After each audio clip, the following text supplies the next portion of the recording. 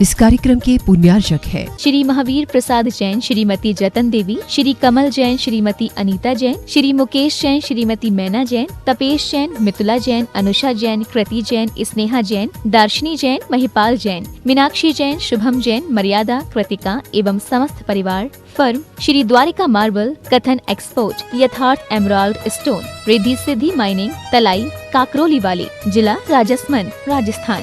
स्वर्गीय श्री सुरेश जी जैन, धर्मपत्नी स्वर्गीय श्रीमती शिरोमणि जैन की स्मृति में श्री शशांक जैन, धर्मपत्नी श्रीमती कुमकुम जैन, पुत्र उमंग जैन, पुत्र वधू प्राची जैन, पौत्र निमित जैन, पौत्री अक्षता जैन, बेटी दामाद श्री अंकुर जैन, श्रीमती मानवी जैन, नातिन स्तुति जैन, अग्रिमा जैन। माता पिता श्रीमान रूपचंद जी जैन, श्रीमती कमला जैन, दिनेश जैन, रेखा जैन, दिवेश जैन, दिशा जैन, गंगवाल परिवार। प्रवासी मुंबई, निवासी ब्यावर।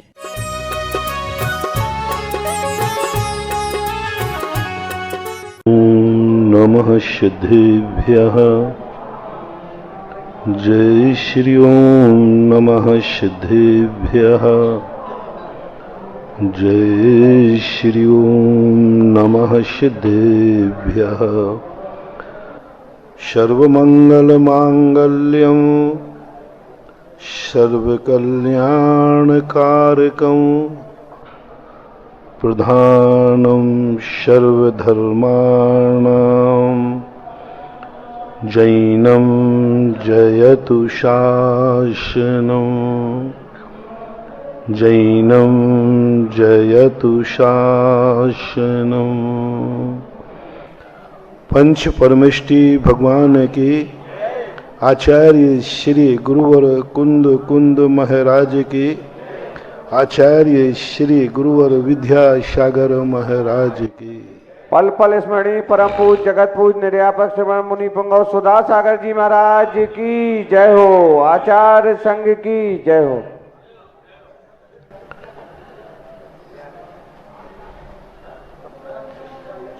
जीवन की हर धारा को व्यक्ति यदि उदीयमान कर देता है तो वह सारे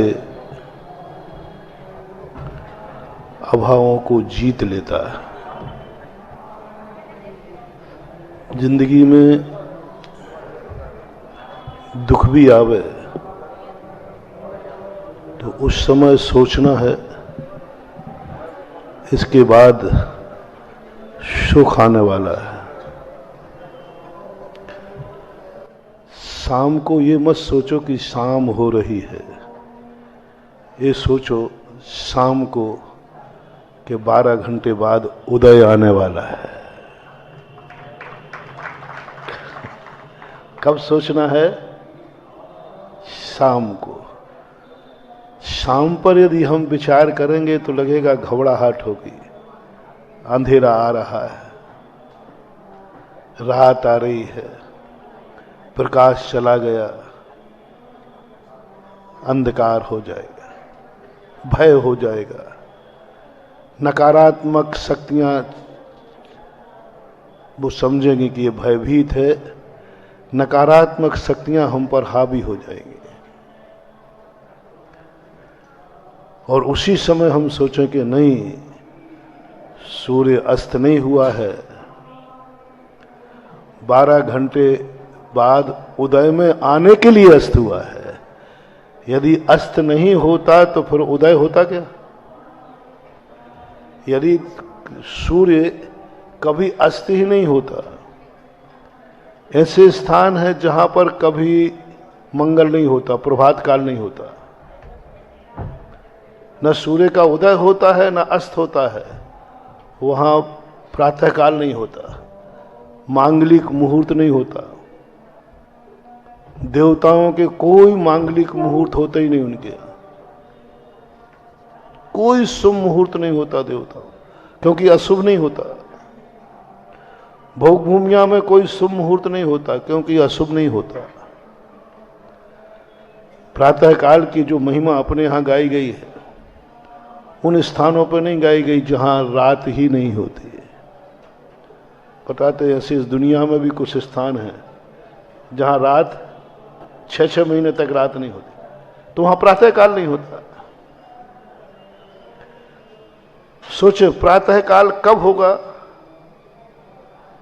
जब सूर्य डूबेगा तभी तो उगेगा।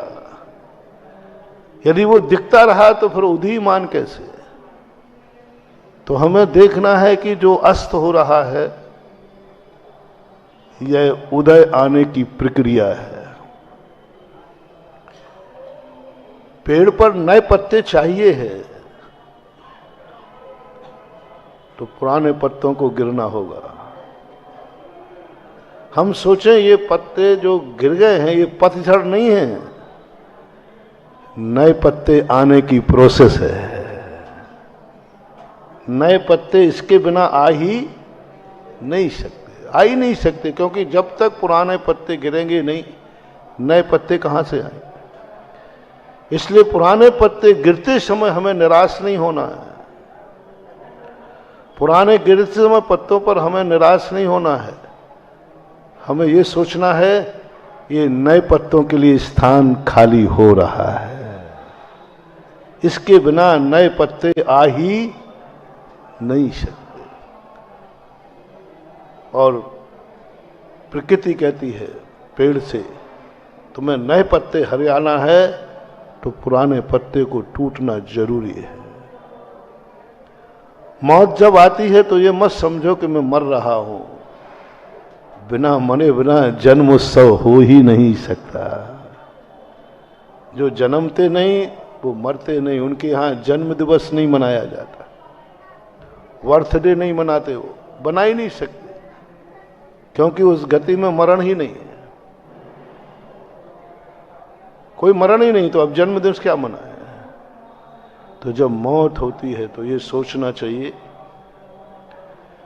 ये जन्म उत्सव का प्रोसेस है, जन्म उत्सव की प्रक्रिया है।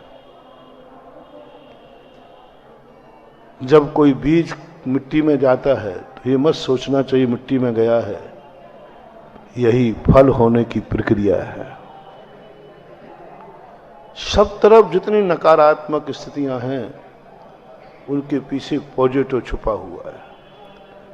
जैसे एक सिक्के के दो पहलू होते हैं, चित्त और पट, बस यही यहां है। एक और सुख है, एक और दुख है। जब दुख आए तो सुख की कल्पना करो कि बस सुख आने वाला है, और जब सुख आए तो सावधान रहो, दुख भी आ सकता है। कोई भी व्यक्ति ये नहीं कह सकता कि सुख आया है संसार में रहने वाला तो दुख नहीं आएगा। प्रातः काल हुआ है तो सोना नहीं है, जागना है, क्योंकि एक दिन सूर्य अस्त भी होगा। और अस्त हुआ है तो रोना नहीं है, ये देखना है एक दिन इसका उदय भी होगा। वो कहीं कहीं जन्मेगा, मर नहीं गया, वो कहीं जन्म गया है। वो लोग खुशियां मना रहे होंगे, लोग आनंद मना रहे होंगे, क्योंकि वो कहीं ना कहीं जन्म ले रहा है। इस प्रकार की स्थितियां जब बनती हैं तो परसों अपन ने समझा था 2 दिन पहले, धर्म क्षेत्र में कभी भी समापन नहीं करना, पूर्ण विराम नहीं लगाना।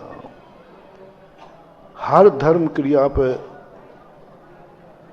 मंगलाचरण करना। जैसे पंच कल्याणक हुआ नहीं है, हुआ नहीं है। धर्म का तीर्थक्षेत्र का उद्घाटन हुआ है, शुरुआत हुई है।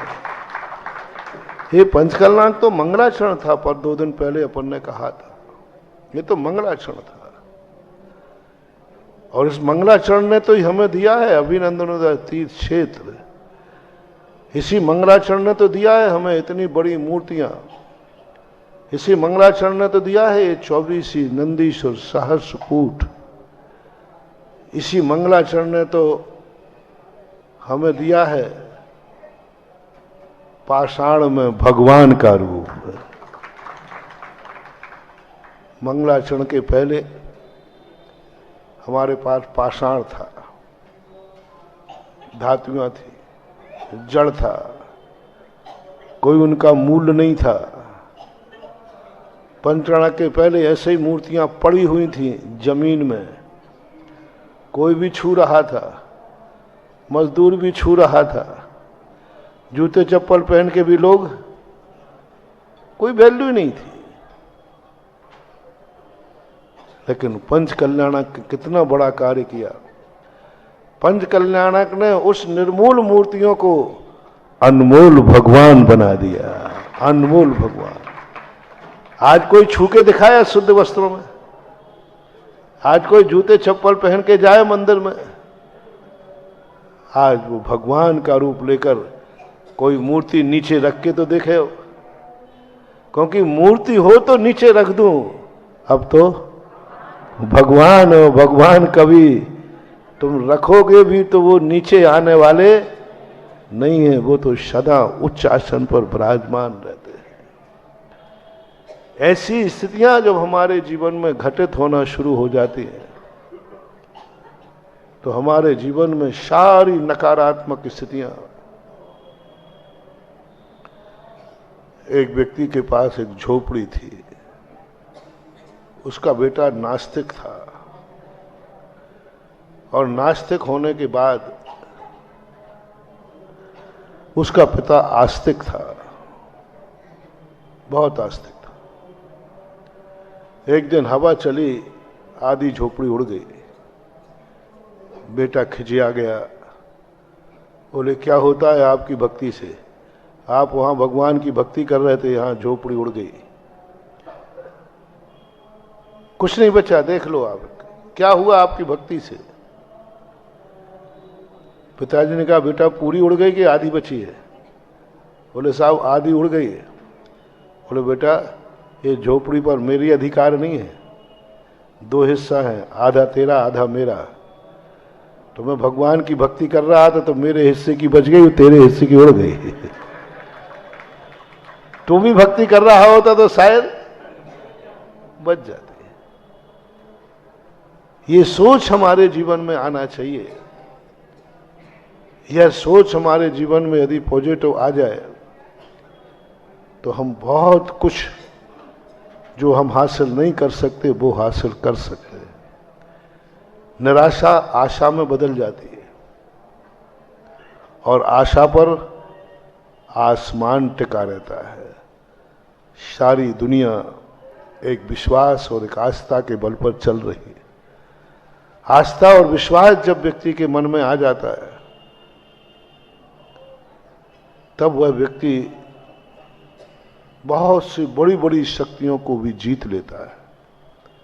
शक्तिहीन होकर के भी, असमर्थ होकर के भी उसके बाद एक ऐसा विल पावर जागता है। कल प्रश्न किया था ना कि साधुओं के पास, आपके पास इतनी शक्ति कहां से आती है? आप प्रतिदिन तरोताजा दिखते हैं,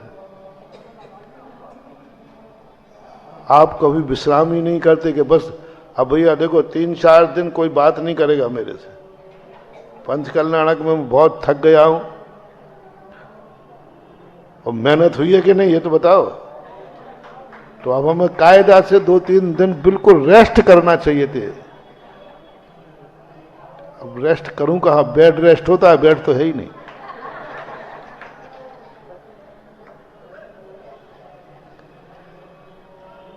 लगा ही नहीं ऐसा कि थक गया कि रेस्ट करो। सारी दुनिया यही कहती है भाई अब बहुत कार्यक्रम हो गया, अब बहुत थोड़ा रेस्ट करो। रेस्ट किसका रेस्ट? रेस्ट किसी कार्य का अंत हो तो रेस्ट होवे। यहां तो हर कार्य किसी ना किसी की शुरुआत कर रहा है और जब शुरुआत किसी कार्य की हो तो उस समय रेस्ट नहीं किया जाता, उस समय जागरूक रहा जाता है। एक शक्ति, ऊर्जा, एक ऐसा अंतर से जागता है कि रेस्ट करने का भाव नहीं आता, विराम करने का भाव नहीं आता। ऐसा नहीं लगता कि अब मैं थक गया विराम करूं, नहीं, ऐसी परिणति। और ये जो विल पावर है इस शरीर की शक्ति से भी ज्यादा शक्तिमान होता है। 90% व्यक्ति मन से हारता है।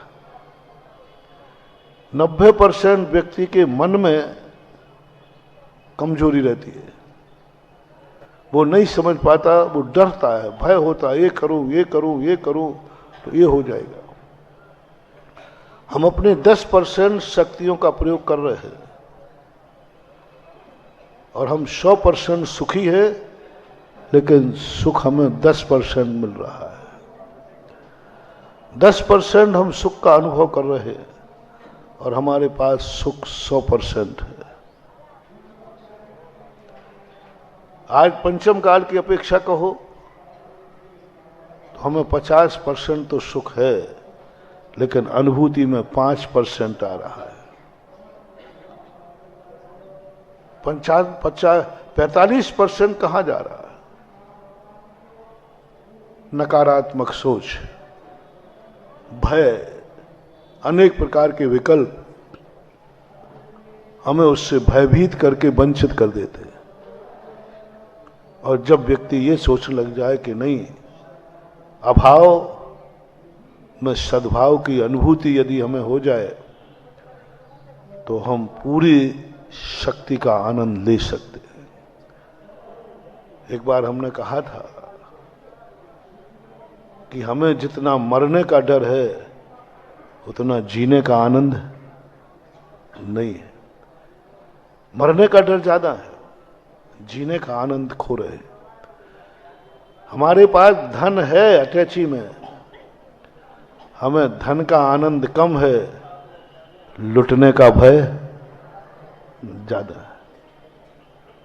आप देखना, आपके पास धन है, 2-5 किलो सोना है, तो आप यात्रा में हैं या घर में हैं, आपको सोने के आनंद आ रहा है कि 24 घंटे उसने लुटने का भय सता रहा है। अरे जब लुटेगा तब लुट जाएगा, अभी तो हमारे पास है ना, है का आनंद लें। जब लुटेगा तब लुट जाएगा, जब मरेंगे जब मर जाएगा। अभी तो जिंदा हैं, कल दुख आएगा तो आएगा, आज तो मैं सुखी हूं, अभी तो मेरी जिंदगी में बहुत सुख है। ऐसी परिणति हमें हर समय जागते रहें तो हमारे आगे सुख के रास्ते खुले रहते हैं। हर जीवन का पतझड़ हमें वसंत का अनुभव करा दे। हर जीवन का पतझड़, हमारे पत्ते झड़ते जा रहे हैं, नहीं, हमारी नए कौपलों को स्थान मिलता जा रहा है। एक नया रास्ता खुल रहा है, एक नया सोच बनेगा, एक नया विल पावर आएगा। हर कठिनाई एक शक्ति देकर जाती है, हर परेशानी एक विल पावर देके जाता है। इसलिए आपके पूर्वजों के द्वारा मंदिरों में चित्र बनते हैं, जिनका जीवन सुखमय व्यतीत हुआ है उनके चित्र नहीं बनते, जिनका जीवन दुखमय हुआ है उनका चित्र बनते हैं। 23 तीर्थंकरों में से ज्यादा पारसनाथ को लोग चाहते हैं। क्यों? क्योंकि उनका जीवन संकटमय था। चित्र जितने बनते हैं उनके बनते जिनको शेल सियालनी ने खाया है, सुकौशल का, सुकमाल का। उनका चित्र बनता है जिनके लिए मैना सुंदरी का, जिनको कोड़ी पति मिला। अच्छे पति जिनके मिले उनकी महिमा नहीं है। अच्छा पति जिनको मिला, तीर्थंकर जैसे पति मिले, उनकी चर्चा नहीं है। नंदा सुनंदा को तीर्थंकर ऋषभदेव मिले, उनकी चर्चा नहीं, क्योंकि अच्छा पति मिला। लेकिन मैना सुंदरी की चर्चा सारी दुनिया में है, क्योंकि उसे कोड़ी पति मिला। क्या है ये साइकोलॉजी? देखो कितनी बड़ी। जिस नारी को कोड़ी पति मिला उसकी चर्चा है, उसके मंदिरों में चित्र हैं, उसकी यशोगाथा आज तक है, उसकी मैना सुंदरी आज तक जीवित है। नंदा सुनंदा का कोई नाम भी नहीं लेता। नंदा सुनंदा को कैसा पति मिला था? तीर्थंकर ऋषभदेव। कितना बड़े महान तीर्थंकर, कोई उनकी यशोगाथा नहीं, कोई उनका मंदिर में चित्र नहीं, कोई कोई प्रशंसा नहीं करता, लेकिन मैना सुंदरी की प्रशंसा करता क्योंकि उसको कोड़ीपति मिला। अब समझो, आप जिंदा ही रहना चाहते हैं कि मरने के बाद भी आप जिंदा रहें वो चाहते हैं? मरने के बाद भी आप जिंदा रहें तो ये दुनिया तुम्हें जिंदा जब ही रखेगी जब तुम्हें कोड़ीपति मिलेगा। अब महाराज जी ऐसा नाम मत लो, अब मैं बाधे कोई कहने में, तुम्हें बहुत अच्छा सुशील गुणवान धनवान शक्तिमान पति मिलेगा, तुम्हारी जिंदगी में काम आएगा, उसके बाद कोई नाम याद रखने वाला नहीं है, सब भूल जाएंगे, सब भूल जाएंगे। तुम्हारे लिए यदि जिंदगी में मरने के बाद भी तुम्हें जगत प्रिय बनना है, सारी दुनिया तुम्हारे लिए पूजे, तुम्हारा नाम स्मरण करे, तो वो तो पारसनाथ जैसे 10 भव तक तुम्हें पिटना पड़ेगा, कुटना पड़ेगा, उपसर सहन करना पड़ेगा। और तुम्हारा 10 भव तक पारसनाथ इतने ज्यादा कुटे पिटे और तुम्हें कुछ भी नहीं करना है, जो कुछ करेगा सामने वाला करेगा। बस तुम मरने के बाद भी सारे मंदिरों में, सारे हृदयों में सारी दुनिया तुम्हारे लिए पलक पावड़े बिछाएगी कि 24 में भगवान बैठेंगे तो पारसनाथ बैठेंगे। इसके लिए तुम्हें संकट झेलना जरूरी है। हजारों लाखों मुनि हो गए, लेकिन 700 मुनियों की कथा रक्षाबंधन बन गई। लाखों मुनि शांति से बैठकर मोक्ष चले गए, उनका नाम ही नहीं है। 700 मुनि अमर हो गए क्योंकि उनके ऊपर संकट आया था। भरत की कोई मूर्ति को ज्यादा नहीं पूछता, बाहुबली को पूछता है। क्यों? भरत बड़ा भैया था, लेकिन बाहुबली ने जो कष्ट उठाए, इतने कष्ट कि बामियां बन गई, सांप बन गए, बिच्छू चढ़ गए, बेलें चढ़ गई। इतना कष्ट तुम उठा लो, हर मंदिर में तुम्हारी मूर्ति होगी। भरत ने क्षण भर में केवल ज्ञान प्राप्त किया, ठीक है। भरत की लोग तो इसलिए मूर्ति बैठालते हुए एक स्थान खाली रहता है ना, लोगों का मन तो होता है बाहुबली को और आदिनाथ को, लेकिन अब वो 3 की जोड़ी बनाना है तो बोले कौन कौन है। यदि बाहुबली नहीं होते तो दुनिया में भरत की मूर्ति देखने को नहीं मिलती। भरत की मूर्ति कोई देखने में नहीं मिलती, वो तो बाहुबली की जोड़ी बनाने के लिए लोग भरत को स्वीकार कर लेते हैं। भरत बाहुबली आदिनाथ, बाकी कोई मतलब नहीं, सबको बाहुबली से मतलब है। कारण क्या है? ये सारी दुनिया ऐसा क्यों चाहती है? सबसे बड़ा, ऐसे व्यक्तियों का ध्यान करने से, चिंतन करने से शक्तियां मिलती नहीं है, शक्तियां जागती हैं, जागती। मैंने खुद देखा, अनुभव किया। जब बहुत सारे कहीं मच्छर होते हैं, जैसे मैं महावीर स्वामी को याद करता हूं कि महावीर स्वामी तो मुनि थे, लेकिन मन कहता है हाँ वो मुनि महाराज थे, उनको रिद्धियां प्राप्त थी, रिद्धियां प्राप्त थी, इसलिए वो ऐसे थे। जब हम चलते हैं तो पैरों में छाले पड़ जाते हैं तो कष्ट होता है। अरे तीर्थंकर भी तो मुनिराज थे, तो मन कहता है वो आकाश में चलते थे, उनको कंकड़ पत्थर चुभते ही नहीं थे, हमें तो जमीन पे चलना है। उनके पास तो ऐसी ऐसी शक्तियां थी,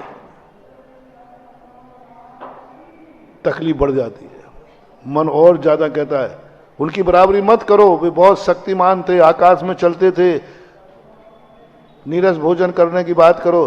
देखो महावीर स्वामी ने छिलके ले लिए थे,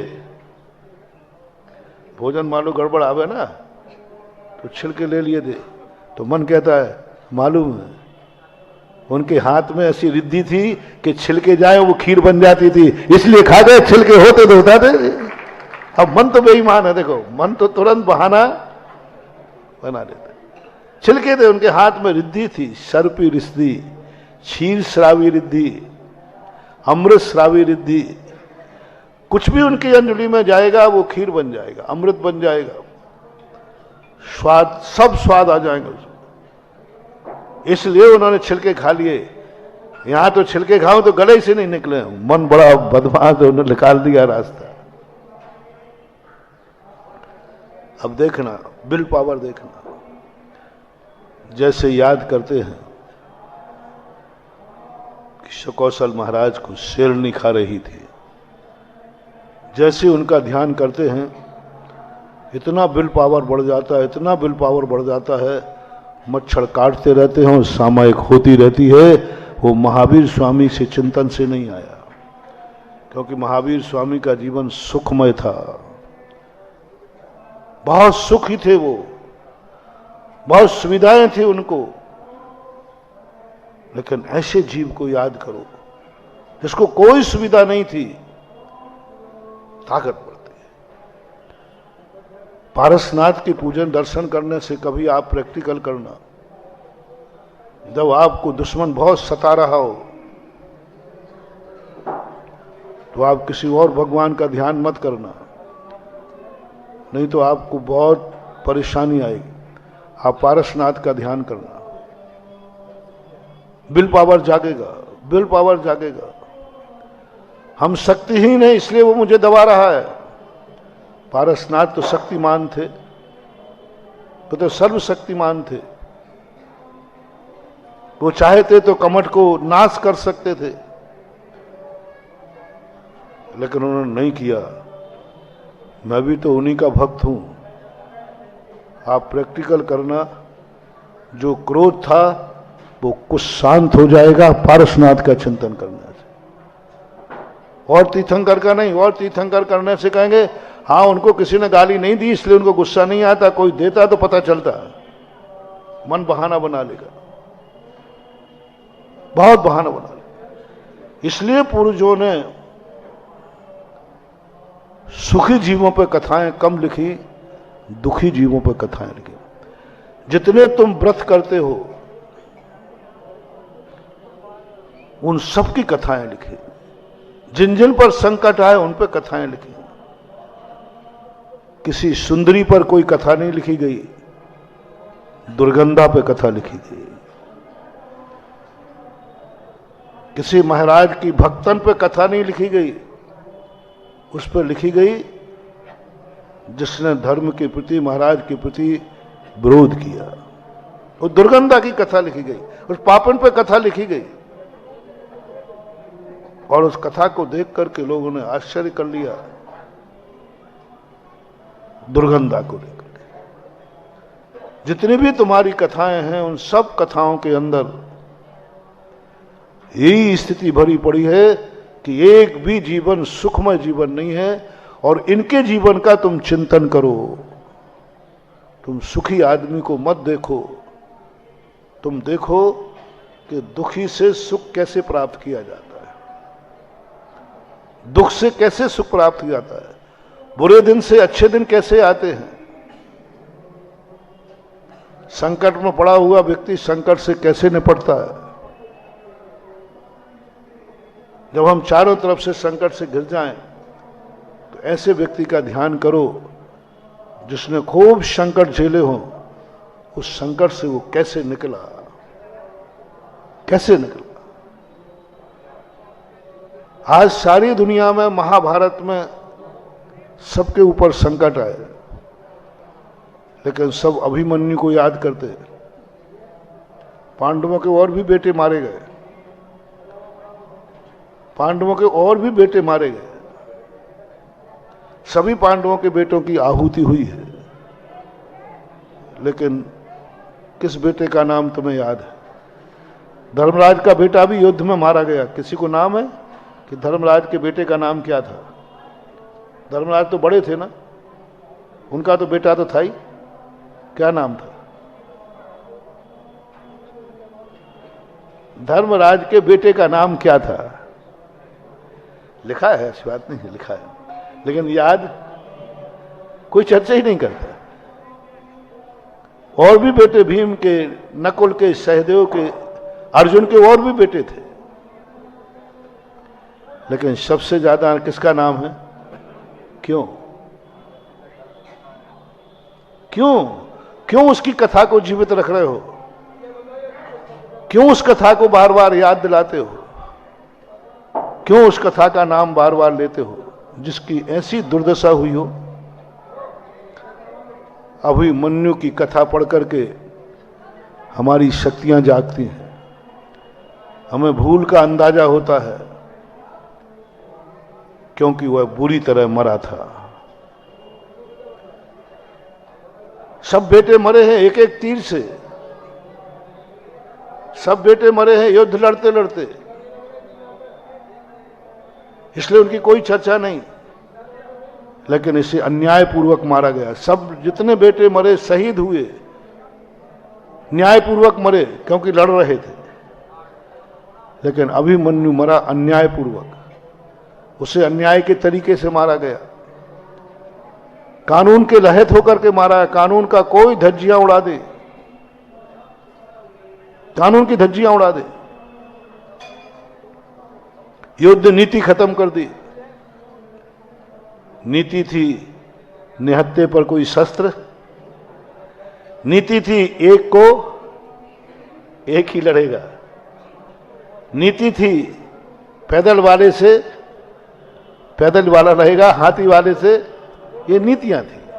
युद्ध की नीति होती, हाथी वाला हाथी से लड़ेगा, हाथी वाला पैदल वाले को नहीं मारेगा, पैदल वाला पैदल से लड़ेगा,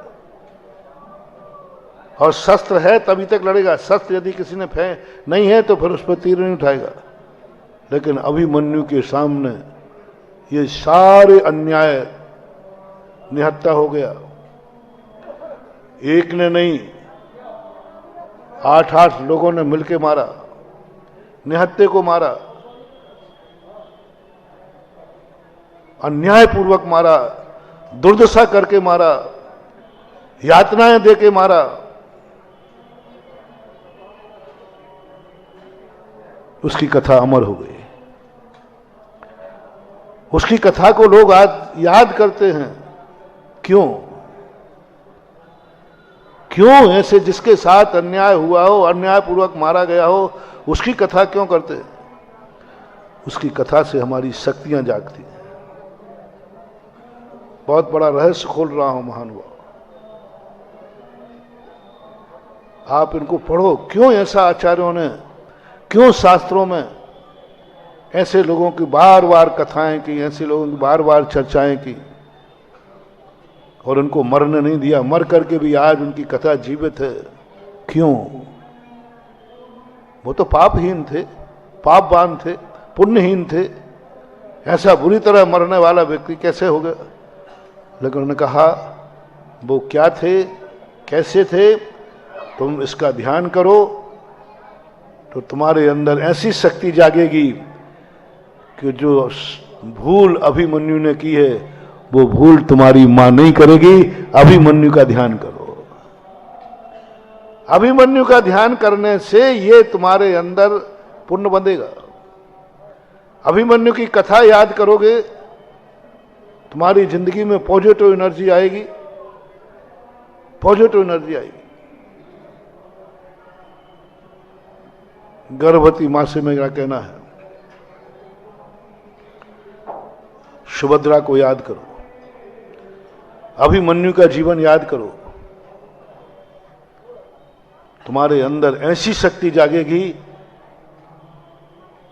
कि तुम 1 मिनट को भी सोने का भाव नहीं करोगे, क्योंकि तुम्हारे अंदर सुभद्रा का दुष्परिणाम सामने होगा, और दुष्परिणाम जब सामने होगा तो तुम जागोगे, जागोगे।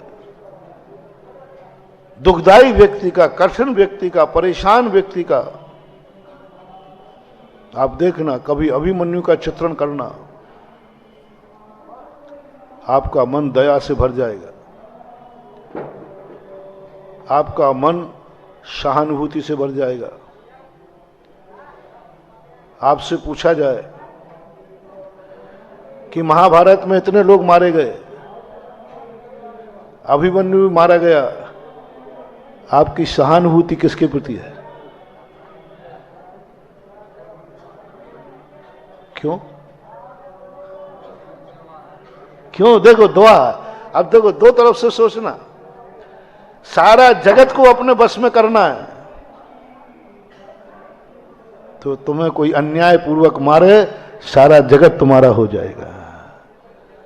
इतने सारे लोग मरे, किसी के प्रति सहानुभूति नहीं। अच्छे लोग भी मरे, दुर्योधन की बात नहीं कर रहा हूं, अच्छे लोग भी मरे, अच्छे लोग भी मरे, बहुत अच्छे लोग मरे, लेकिन तुम्हारा पक्ष, तुम्हारी सहानुभूति, तुम्हारी दुआ अभिमन्यु के प्रति जाएगी। सारा जगत आज भी ये कहता है अभिमन्यु के साथ गलत हुआ, तो तुम्हारा साथ किसके साथ है? बोले मेरी दुआ अभिमन्यु के लिए है। क्यों? अब आप सोचते हो सारे जगत को तुम्हें दुआ चाहिए है, तो तुम्हारी दुर्दशा अभिमन्यु जैसी हो तो सारा जगत तुम्हें दुआ देगा। अपन ने तो सीधा बता दिया, अब तुम जानो तुम्हारा।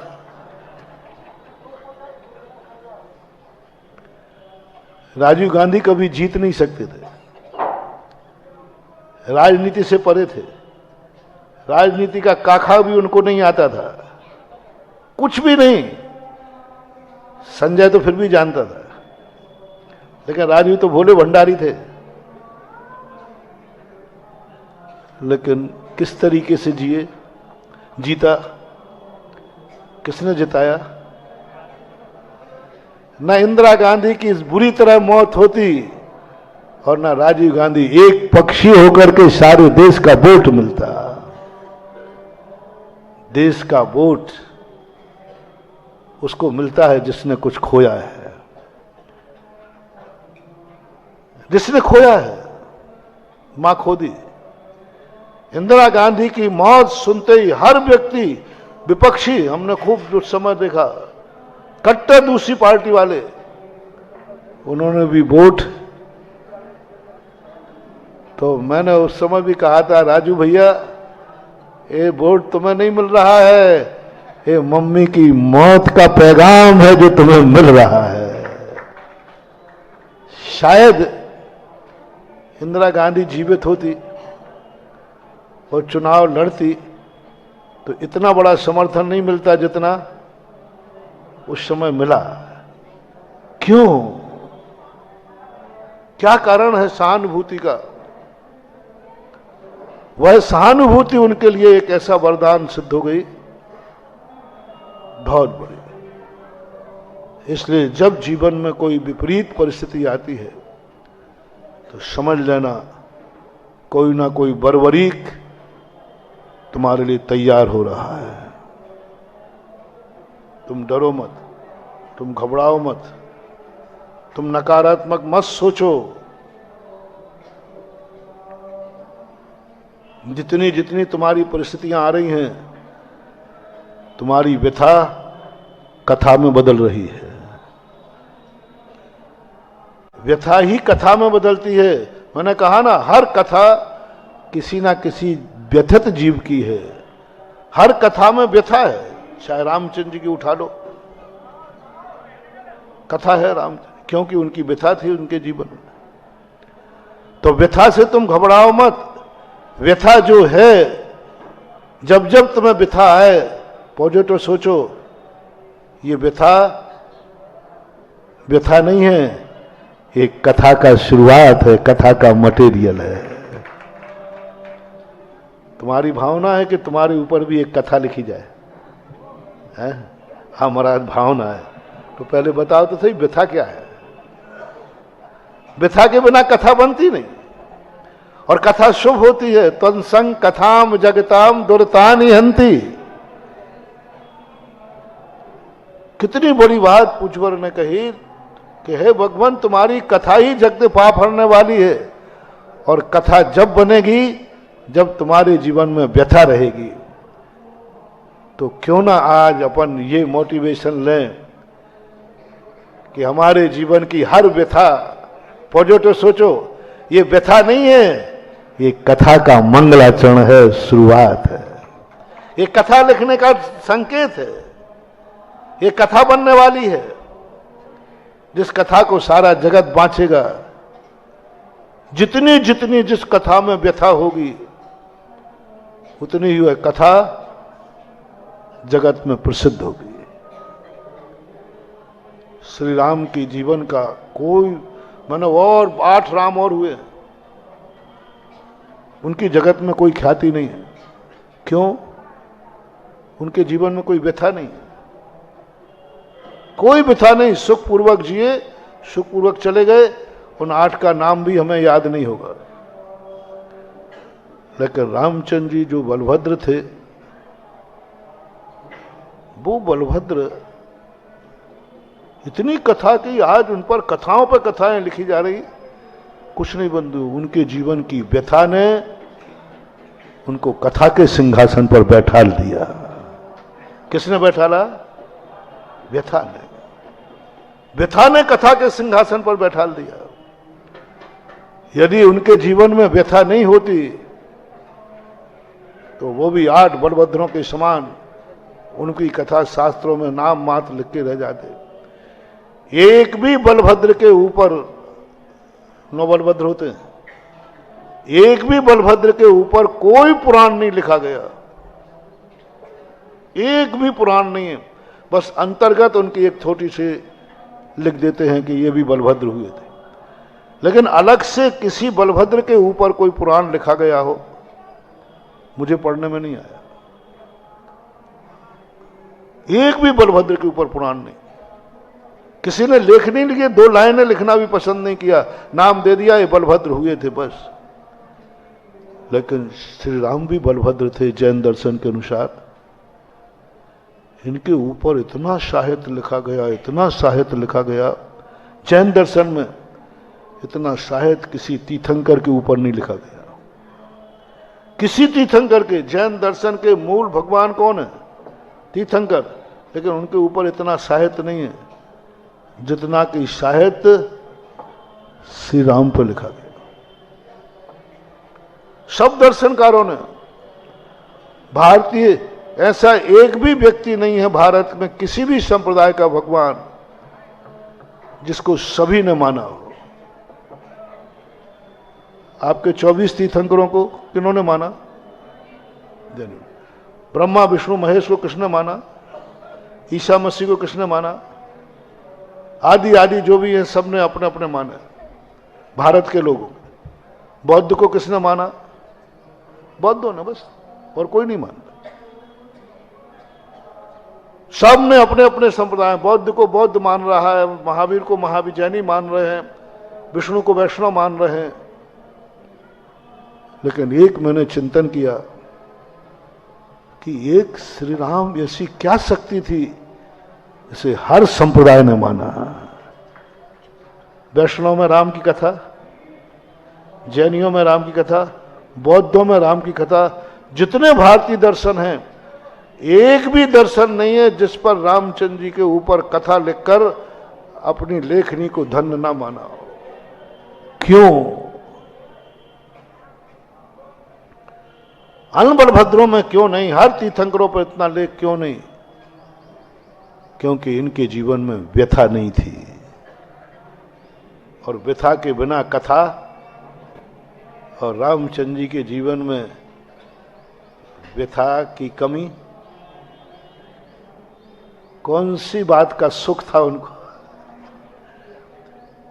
व्यथा की कोई कमी नहीं। पढ़ते जाओ व्यथा, उनकी व्यथा सुनते सुनते सुनते, देखते देखते रो पड़ते हैं।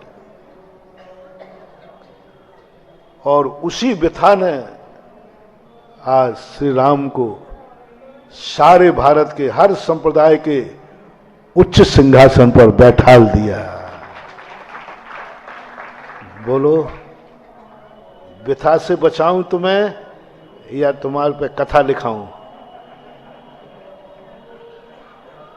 व्यथा से बचोगे कथा नहीं लिखी जाएगी, और व्यथा में रचोगे तो पचोगे तो कथा लिख जाएगी। दो में से एक चयन करना है। व्यथा से बच जाओगे, बस जी रहे थे, जियोगे, मर जाओगे, भूल जाएंगे सब, कोई याद करने वाला नहीं। और व्यथा में यदि तुम सहन कर गए तो तुम्हारे जाने के बाद भी कथा बांची जाएगी। और वो कथा तुम्हारे लिए ही नहीं, तुम्हारे ऊपर तो कथा लिखी जाएगी, लेकिन जो बांचेगा उसके भी पाप दूर हो जाए। तन संग कथा पि जगताम, हाँ, तुम्हारी कथा बांचेंगे और उनके दुर्दिन सुदिन में बदल जाएंगे। यानी तुम्हारी कथा मंगल हो जाएगी, मंगल स्वरूप हो जाएगी, तुम्हारी कथा सगुन हो जाएगी। तुम सगुन हो जाओगे, तुम्हारा चरित्र सगुन हो जाएगा, तुम्हारे जीवन का हर क्षण सगुन हो जाएगा। लोग तुम्हारा ध्यान करेंगे, मन पवित्र हो जाएगा। लोग तुम्हारा नाम लेंगे, उनका मुंह पवित्र हो जाएगा। लोग तुम्हारा जब भी सुनेंगे कथा तो कान धन्य हो जाएंगे। लोग जब तुम्हारी मूरत देखेंगे तो आंखें धन्य हो जाएंगी। लोग जब तुम्हारे चरण छुएंगे तो हाथ धन्य हो जाएंगे। लोग जहां तुम्हें बैठा लेंगे वो मंदिर हो जाएगा, और जहां तुम्हारा मंदिर होगा वो तीर्थ हो जाएगा। बस ये सब मिल जाएंगे। तुम्हारी व्यथा बताओ क्या है। प्राणियों, ये व्यथा नहीं है, ये कथा की तैयारी है। ये कमठ के जो उपसर्ग हैं यही तो हमारी कथा को रस देंगे। इसी कथा से तो लोग मानेंगे, इसी कथा को तो लोग मंदिरों में विराजमान करेंगे। और 23 तीर्थंकरों में मुझे 23वां नंबर होकर के भी मैं जगत में नंबर 1 पर पूजा जाऊंगा। नंबर कौन सा था उनका? और सारे जगत में श्रद्धा किस पे ज्यादा है? नंबर 1 पर। 23 नंबर 1 पर पहुंचना क्या चमत्कार है? किसका कारण? कौन सा कारण है बताओ। मैंने तो जो सोचा है, 23 तीर्थंकरों को केवल ज्ञान सबको बराबर था, केवल दर्शन सबको बराबर था, अनंत वीर्य सबको बराबर था, अनंत सुख सबको बराबर था। गर्भ के 56 कुमारियां सबकी सेवा की, 15 महीने रत्नों की वर्षा सबके बराबर, सबका मेरू पर अभिषेक हुआ, सबका 1008 कलशों से हुआ, सबका जन्म कल्याणक, दीक्षा कल्याणक के सब बराबर है, कहीं कोई अंतर ही नहीं। अंतर एक ही है कि उन 23 भगवानों के तीर्थ जन्म बीच पीछे कोई व्यथा नहीं थी, कोई कमठ नहीं था, कोई उपसर्ग नहीं था, कोई संकट नहीं था। इसलिए 22 भगवान सबसे बड़े थे, लेकिन जगत में जो प्रिय हुए वो पारसनाथ हुए, क्योंकि व्यथा ने उनको प्रिय कर। विपरीत परिस्थितियां जब आती हैं तो महानुभाव, आज बहुत बड़ा मोटिवेशन दे रहा हूं, विपरीत परिस्थिति को समझो, यही व्यथा तुम्हारी कथा का अंश बनेगी। और लोग इसे कथा मान के बांचेंगे, मंगल मानेंगे, शगुन मानेंगे, और तुम्हारी हर व्यथा दूसरों के लिए शगुन बन जाएगी। और वह शगुन जब बन जाती है कोई व्यथा, कथा बांचना शुभ होता है, कथा बांचना अशुभ नहीं होता है। लेकिन कथा में व्यथा भरना पड़ेगा। सुखमय जीवन जीना, जी लोगे, जियोगे, मरोगे, दुनिया भूल जाएगी। अब बोलो, रास्ते में फूल चाहिए या कांटा? फूल चाहिए, फूल मिलेंगे पक्का, जाओ। और कांटा चाहिए है तो रखो, जैसे ही कांटे पे पैर रखोगे वो व्यथा की चीख है, कथा के रूप में जगत में सगुन बन जाएगी, कथा के रूप में। बस उस व्यथा को पॉजिटिव सोचना है। आज जो हमने तुम्हारे लिए विषय दिया, उस तरफ तुम्हारे लिए विषय का संकेत किया कि तुम अभाव को सद्भाव का रूप मानो। पेड़ों के जो पत्ते हैं वे पीले पड़े हैं, झड़ रहे हैं, लेकिन तुम उसे पतझड़ मत कहो। क्या सोचो, नई कोंपलों का स्थान है। दुख आया है, समझ लेना चाहिए पीछे कोई सुख है। सूर्य डूबा है, क्या ध्यान करना है? डूबना बता रहा है कि 12 घंटे बाद सूर्य उदय होगा, पर 12 घंटे की देरी है। 12 घंटे के बाद सूर्य का उदय होगा और वो शगुन होगा। डूबता हुआ सूर्य अब शगुन है, वही सूर्य 12 घंटे के बाद जब पूर्वांचल पे आता है तो उदीयमान माना जाता है, उदीयमान माना जाता है। बस पंचकल्याणक समाप्त नहीं हुआ, बस उसी से चिंतन करा। एक बात काफी थी, इतना ही तो कहा था उसने। आज पंचकल्याणक का बस अपन को उस दिन के लिए 5 दिन के प्रवचन मिल गए। समापन नहीं है, समापन मिलने से नकारात्मक ऊर्जा मिलेगी। हम इस पंचकल्याणक को माने कि अभिनंदन तीर्थ क्षेत्र का मंगलाचरण है, तो बस ये सगुन बन जाए। हमें पॉजिटिव एनर्जी देगा कि ये पंचकल्याणक मंगलाचरण था। मंगलाचरण अंत में नहीं होता, मंगलाचरण प्रारंभ में होता है। मंगलाचरण करने का परिणाम हमारे लिए एक अभिनंदन तीर्थ क्षेत्र की उपलब्धि, पाषाण से भगवान की उपलब्धि, पाषाण से भगवान की। जो मुझे एक पाषाण की मूर्तियों को भगवान, आज सुबह मंदिर में गया, देखा, जिस कोने में जा रहा हूं उसी कोने में बस ओहो अवभाग्य। बड़े बाबा को देखो तो, चांदी वाले बाबा को देखो तो, पीतल वाले बाबा को देखो तो, मुनि सुब्रत नाथ को देखो तो, जहां देखो वही। ये सब किसकी देन है? पंच कल्याणक के मंगलाचरण की देन है। तो हर चीज पर अपन को सब शुभ के रूप में और ऐसा पॉजिटिव रूप लेना है, क्योंकि कोई भी वस्तु होती है तो वह है, तो कभी कभी वह ना भी है। तुम चाहो जो हमें मिला है वह शाश्वत बना रहे, नहीं, परिवर्तन तो होगा। लोग कहते हैं महाराज जी जब आप विहार करते हो, बोलो विहार होना चाहिए या नहीं? अच्छा सुनो सुनो सुनो, तो ये प्रस्ताव पास कर दे, तो फिर ध्यान रखना यदि विहार नहीं होता तो ये चतुर्मास नहीं होता। क्योंकि वो तो दूसरे वाले भी कहते महाराज आप विहार क्यों कर रहे हो, क्योंकि अकेला ललितपुर में ये निर्णय नहीं होगा। ललितपुर में ये निर्णय क्यों होगा? ये नियम तो सबको लागू होगा। तो लोगों ने कहा महाराज जी आप इतने लोगों को दुख होता है, आपको कितना पाप का अंध होता होगा। मैंने कहा होता तो है, होता तो है। आप इतने लोगों को दुखी करते हो बार बार विहार करके। मैंने कहा होता तो है। तो महाराज फिर क्यों करते हो?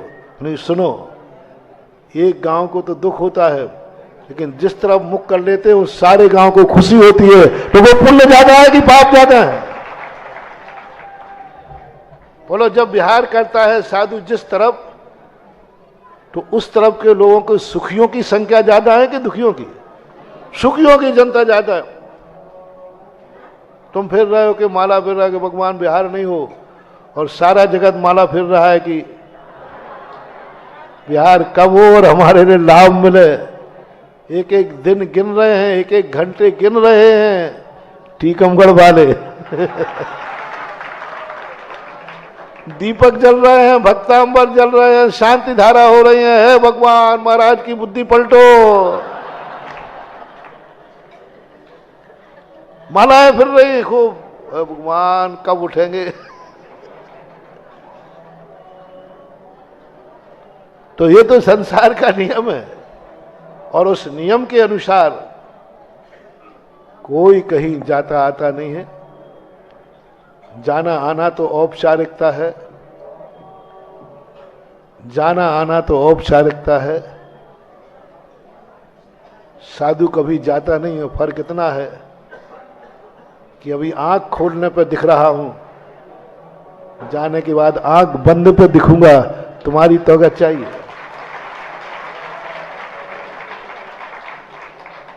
आंख खुलने और बंद का अंतर पड़ता है, कुछ नहीं। भक्त को कोई फर्क नहीं पड़ता। वो कहता आंख खुली में देख रहा हूं और जाने के बाद आंख बंद करके देखूंगा। वो तुलसीदास जी का आता ना, सूरदास जी का।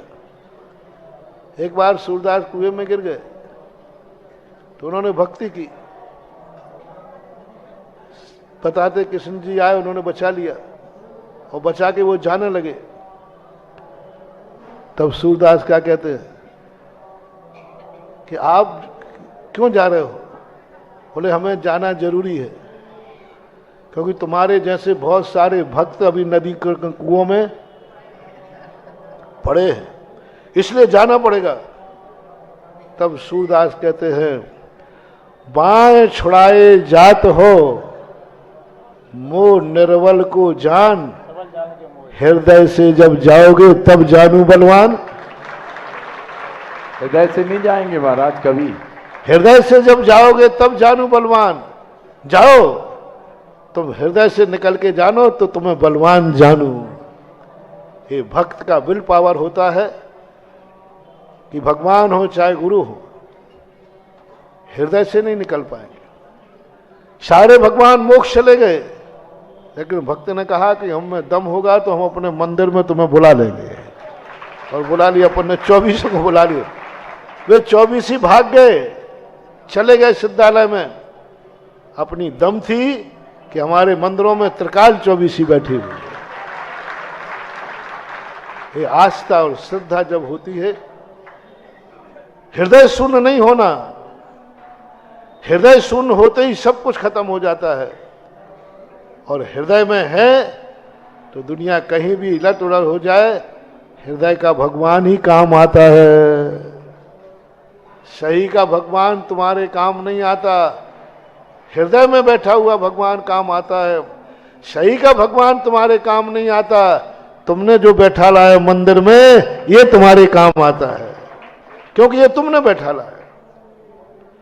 हृदय में भगवान नहीं बैठता, हृदय में हमने बैठाला है, और जो हमने बैठाला है वह हमारे काम आता है। इतने आपका समय हो गया, इतने कह के विराम करता हूँ।